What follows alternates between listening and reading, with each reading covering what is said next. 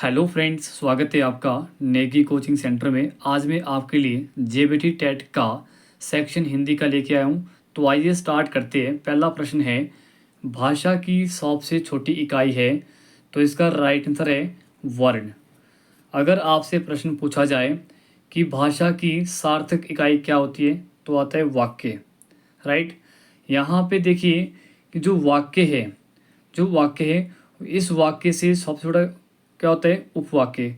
उपवाक्य से छोटा क्या होता है पदबंध, और इससे छोटा क्या होता है पद, और इससे छोटा क्या होता है अक्षर, अक्षर से छोटा क्या होता है ध्वनि, और ध्वनि से छोटा क्या होता है वर्ण। अगर प्रश्न पूछा जाए कि भाषा की सार्थक इकाई क्या होती है, तो आता है वाक्य, और भाषा की लघुत्तम इकाई क्या होती है वर्ण या ध्वनि। राइट, अगला प्रश्न देखिए, अ की कोई मात्रा नहीं होती है, वह डैश डैश में ही मिला रहता है, तो इसका राइट आंसर है सिर्फ स्वर। अगर आगे देखिए यहाँ पे वर्णमाला आया है। वर्णमाला से प्रश्न पूछा जाता है कि वर्णमाला किसे कहते हैं। वर्णों के व्यवस्थित समूह को क्या कहते हैं वर्णमाला। राइट, अगला प्रश्न देखिए, व्यंजन का उच्चारण सदा डैश डैश की सहायता से होता है, तो ये हमेशा व्यंजन का उच्चारण स्वर की सहायता से होता है। Right answer A option. अगला प्रश्न देखिए, जौ का उच्चारण स्थान है, तो इसका राइट आंसर है तालु। यहाँ पूछा है उच्चारण स्थान, तो जो क वर्ग में आता है, जैसे कंठ में आता है क ख ग घ, ठीक है, क ख। चौ वर्ग में आता है चौ छ जौ झ य। राइट, आगे देखिए यहाँ पे त वर्ग में आता है त वर्ग में, यहाँ पे त वर्ग में त थ द ध न, और ट वर्ग में क्या आता है ट वर्ग में ट ठ ड और ढ और न। राइट, आगे देखिए यहाँ पे अगर पूछा जाए प वर्ग में प फ ब भ म। राइट, तो यहाँ पूछा गया है कि जौ का उच्चारण स्थान है, तो जौ का क्या है आपका तालु। तालु, कंठ तालु, कंठ तालु, मुर्दा, दंत और ओष्ठ,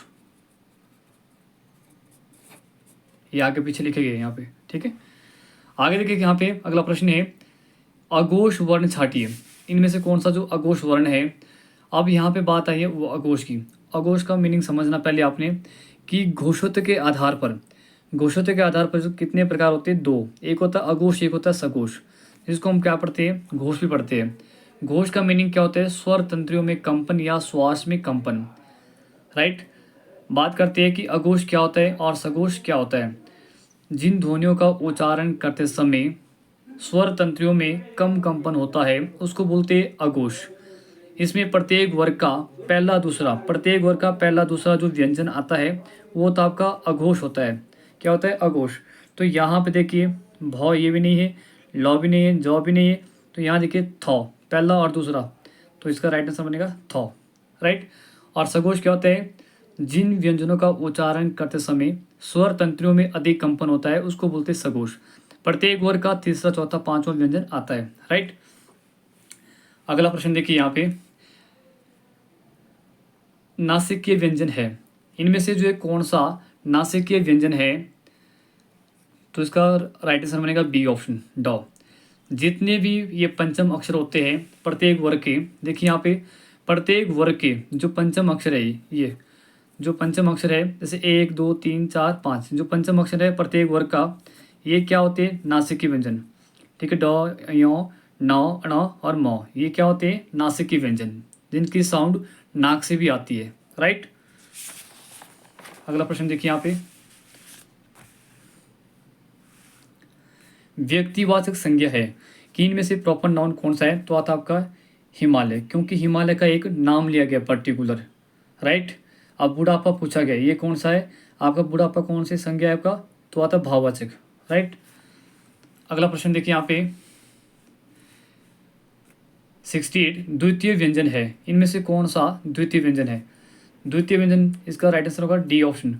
द्वितीय व्यंजन क्या होता है, जिसमें दो व्यंजन सिमिलर आते हैं। जैसे मैं बोलता हूँ यहाँ पे दिल्ली, ठीक है, दिल्ली हो गया, उल्लास हो गया, उल्लास हो गया, उज्ज्वल हो गया, जिसमें दो व्यंजन सेम आते हैं, लेकिन यहाँ पे उल्लास, उज्ज्वल, दिल्ली, तो ये इनको क्या बोलते हैं, द्वितीय व्यंजन बोलते हैं, राइट। आगे देखिए, इसके बाद अगला प्रश्न है, शुद्ध शब्द छांटिए, इनमें से कौन सा शुद्ध शब्द है, तो इसका राइट आंसर आपका कवि। अगला प्रश्न देखिए, शचीन्द्र का शचीन्द्र का संधि विच्छेद है, तो इसका राइट आंसर बनेगा B option, Shachi plus Indra. और ये संधि कौन सी है, ये आपकी दीर्घ संधि है, राइट। अगला प्रश्न देखिए, निष्फल में कौन संधि है, यहाँ देखिए नी प्लस फल, तो इसका क्या बनेगा, निष्फल, सी ऑप्शन राइट आंसर।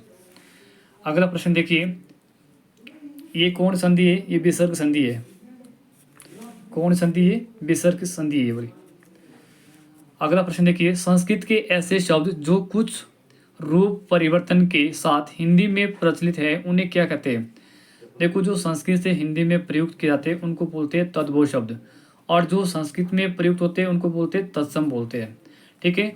और जो देशज होते हैं, जो देश में ही जन्मा है, जैसे आपका पगड़ी है, थैला है, ठीक है, पेट है, ये कौन शब्द होते हैं, देशज। और विदेशज क्या होते हैं, जो विदेश में जन्मा है, जैसे आपका ऑफिसर है, लालटेन है, हॉस्पिटल है, ऑफिसर है, राइट। अगला प्रश्न देखिए, अगला पीताम्बर, पीताम्बर कैसा शब्द है, पीताम्बर कैसा शब्द है, तो ये आता आपका योग रूढ़, योग रूढ़ शब्द। अब यहाँ पे देखिए, जो आपका पीताम्बर है ये कौन शब्द है, योग रूढ़ है। रूढ़ शब्द क्या होता है, जिसके सार्थक खंड ना हो सके, जैसे आपका चावल है, घर है, मुंह है, ठीक है, ये आपका दिन है, ये क्या होते हैं आपके रूढ़ शब्द। यौगिक क्या होता है, जिसके सार्थक खंड होते हैं, जैसे यहाँ पे फॉर एग्जांपल विद्यालय, विद्यालय, ठीक है ना। और आपका विज्ञान, बी प्लस ज्ञान, जिसके सार्थक खंड होते हैं, और जिसके सार्थक खंड है उसको क्या बोलते हैं, रूढ़ शब्द। जैसे चावल था का एग्जाम्पल है, दिन है, घर है। योग रूढ़ शब्द क्या होते हैं, जिसका कोई तीसरा ही अर्थ निकलता है उसको बोलते हैं योग रूढ़ शब्द, राइट। और इसमें एक चीज़ और ध्यान रखना, जितने भी बहुब्रीहि समास के एग्जाम्पल है वो सारे के सारे किस में आते हैं, योग रूढ़ शब्द में आते हैं। पीताम्बर, पीला है वस्त्र किसका, श्री कृष्ण का, राइट। अगला प्रश्न देखिए, सुंदर का पर्यायवाची नहीं है, सुंदर शब्द का जो पर्यायवाची नहीं है, तो इसका राइट आंसर बनेगा, ये भी है, ये भी है, ये भी है, तो इसका बनेगा डी ऑप्शन, ये नहीं है, ठीक है। अगला प्रश्न देखिए, घन का अनेकार्थी शब्द नहीं है, घन का बादल भी है, हथौड़ा भी है, घना भी है, तो इसका डी ऑप्शन, ये नहीं है, राइट। अगला प्रश्न देखिए, भूखे प्यासे में कौन सा समास है, भूखे प्यासे में जिसमें योजक चिन्ह होता है उसको बोलते हैं आपका द्वंद्व समास, तो इसका राइट आंसर बनेगा द्वंद्व समास, राइट। द्विगु समास क्या होता है, जिसमें सबसे पहले संख्या दी होती है, जैसे सप्त सिंधु, चौराहा, ठीक है, सप्त सिंधु हो गया नवरात्र, नवरात्रों का समूह, सप्त सिंधु 7 सिंधुओं का समूह, सप्ताह, दोपहर। अगला प्रश्न देखिए, कर्मधारय समास है, डी ऑप्शन है अविभव समास, जिसमें पहला पद प्रधान होता है उसको बोलते हैं अविभव समास, राइट। अगला प्रश्न है, अच्छाई में कौन सा प्रत्यय है, प्रत्यय क्या होता है, जो शब्दांश शब्द के अंत में जुड़ता है उसको बोलते हैं प्रत्यय। जैसे यहाँ पे देखिए अच्छाई, अच्छाई, अच्छाई, तो यहाँ पे आई प्रत्यय कौन सा है, डी ऑप्शन, ठीक है। उपसर्ग क्या होता है, जो शब्दांश शब्द के पहले जुड़ता है उसको बोलते हैं उपसर्ग, राइट। अब देखिए अगला प्रश्न देखिए, यहाँ पे पुनरुक्त शब्द का उदाहरण है। पुनरुक्त क्या होता है, जब कोई शब्द वाक्य में बार बार आता है तो उसको हम क्या बोलते हैं, पुनरुक्त शब्द बोलते हैं। तो यहाँ पे इसका राइट आंसर बनेगा बी ऑप्शन, धीरे धीरे। अगला प्रश्न देखिए,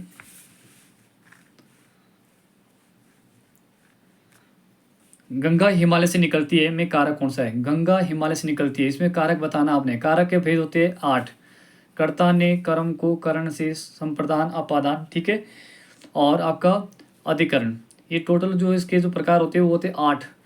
तो यहाँ पे बात करते हैं गंगा हिमालय से निकलती है, कौन सा कारक है, तो आता है अपादान, से जुदाई, अलग हो रहा है यहाँ पे, ठीक है ना। और संबंध में क्या आता है, काके की का संबंध बताता है, करण होता है से के द्वारा, कर्म, कर्ता ने कर्म को, राइट। अगला प्रश्न देखिए, अध्यापक बच्चों को पढ़ाता है, इस वाक्य में कौन सी क्रिया है? ये काफ़ी बार क्वेश्चन पूछा गया है। तो यहाँ पे आपने कैसे इसको जज करना है, यहाँ पे क्या और किसको से आपने प्रश्न पूछना है, क्या और किसको से, क्या और किसको से आपने प्रश्न पूछना है। अगर आपको आंसर मिल जाता है तो क्रिया होगी सकर्मक। अगर आपको क्या और किसको से करने पर आपके पास आंसर नहीं मिलता है तो क्रिया होगी आपकी अकर्मक। तो यहाँ बात करते हैं, पूछा गया है कि अध्यापक बच्चों को पढ़ाता है, तो मैंने यहाँ प्रश्न पूछा अध्यापक क्या पढ़ाता है, तो हमें आंसर नहीं मिला है। अगर मैं पूछता हूँ अध्यापक किसको किसको पढ़ाता है, तो किसको पढ़ाता है यहाँ पे? बच्चों को।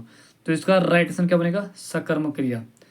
जिसमें हमारे पास आंसर मिल जाए क्या और किसको करने पर, वहाँ पे क्रिया होगी सकर्मक। अगर नहीं मिलेगा आंसर तो क्रिया होगी अकर्मक, राइट।